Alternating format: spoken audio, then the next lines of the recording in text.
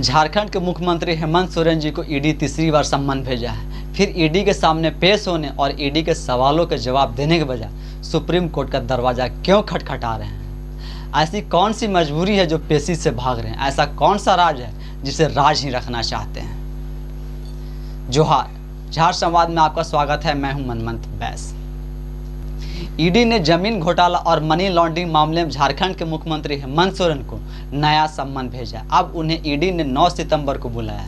ED ने मुख्यमंत्री को यह तीसरा सम्मन भेजा। पिछली बार अवैध खनन मामले में सीएम सोरेन से उनकी पत्नी के साथ ईडी के रांची स्थित दफ्तर में करीब 10 घंटे पूछताछ की गई थी। इस मामले में ईडी ने एक आईएएस अधिकारी समेत 13 लोगों को गिरफ्तार भी किया था। भूमि घोटाले मामले में मुख्यमंत्री हेमंत सोरेन के विधायक प्रतिनिधि पंकज मिश्रा के आवास पर भी छापेमारी की गई थी। ईडी को मुख्यमंत्री हेमंत सोरेन के बैंक खाते से जुड़ा एक चेकबुक मिला है। इसके बाद उनका नाम इस केस में जुड़ा है। इसके बाद पंकज मिश्रा को गिरफ्तार कर लिया गया। एजेंसी ने इनके पास से बड़ी संख्या में फर्जी डीड जब्त किए हैं। आईएएस अधिकारी छवि रंजन पर भी आरोप इसी मामले में लगे थे, जिस वजह से ईडी ने उनके ठिकानों पर छापेमारी की थी और बाद में उन्हें गिरफ्तार कर लिया था और अभी भी वो जेल में है। यह मामला झारखंड का, लेकिन इसका असर बिहार से लेकर पश्चिम बंगाल तक है। इनके काम करने के तरीके को समझिए, कितना बड़ा नेटवर्क के जरिए ये सब होता है। और जब सत्ता का संरक्षण प्राप्त हो फिर बात ही क्या, फिर जितने फर्जीवाड़े करे किसकी मजाल जो कोई हाथ डाल ले।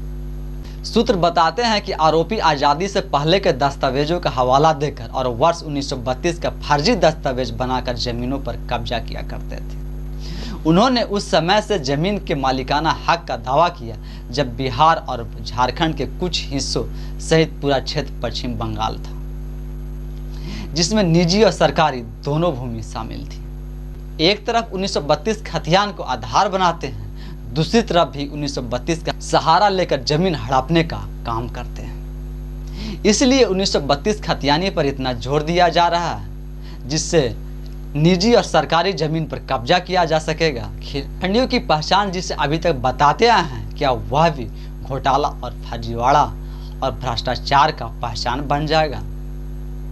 जब ईडी ने जब्त किए गए दस्तावेजों की फॉरेंसिक जांच करवाई तो पता चला कि सभी दस्तावेज फर्जी थे।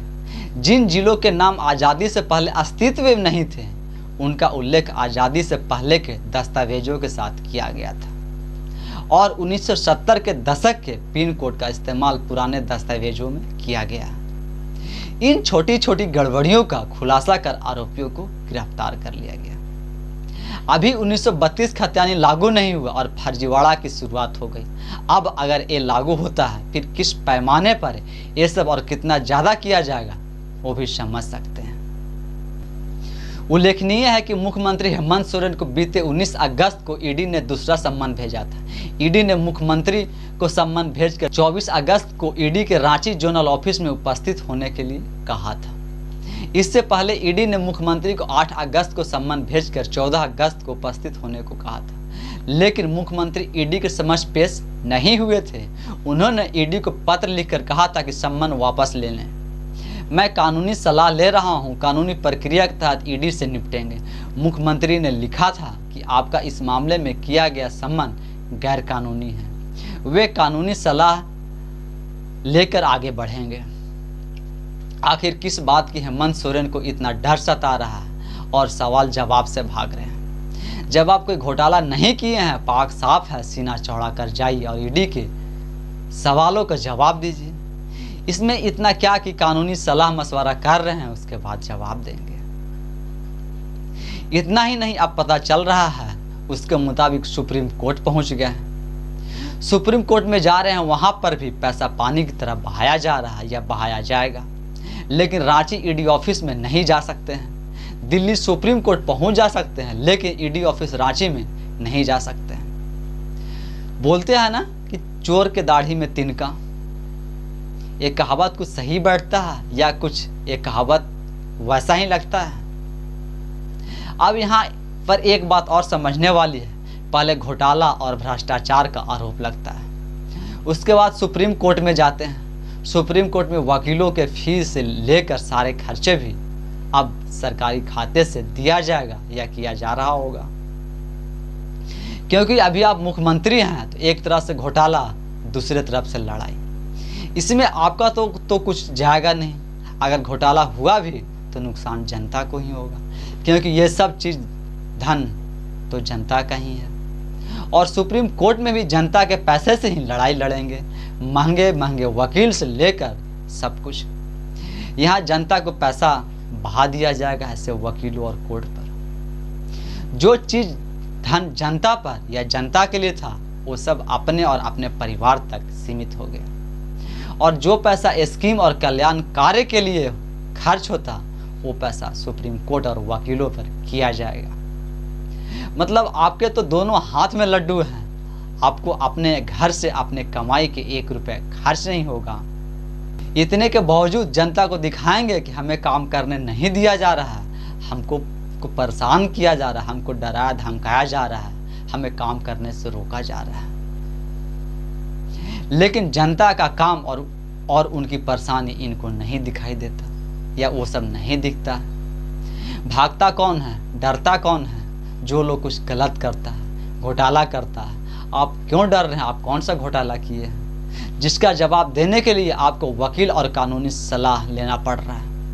किस बात की डर है? कौन सा राज खुल जाएगा और जनता को पता चल जाएगा? ऐसा क्या है आपके पास जो आपको ईडी ऑफिस जाने से रोक रहा है? आप कोई ऐसे वैसे आदमी नहीं है जो आपको ईडी कुछ भी या किसी भी कानून में या किसी भी तरह से गिरफ्तार कर ले या फंसा दे। ऐसा आम आदमी या जनता के साथ होता है कि अधिकारी अपने अफसरशाही को दिखाने के लिए गिरफ्तार कर उनको उल्टा सीधा कानून बताते हैं, समझाते हैं।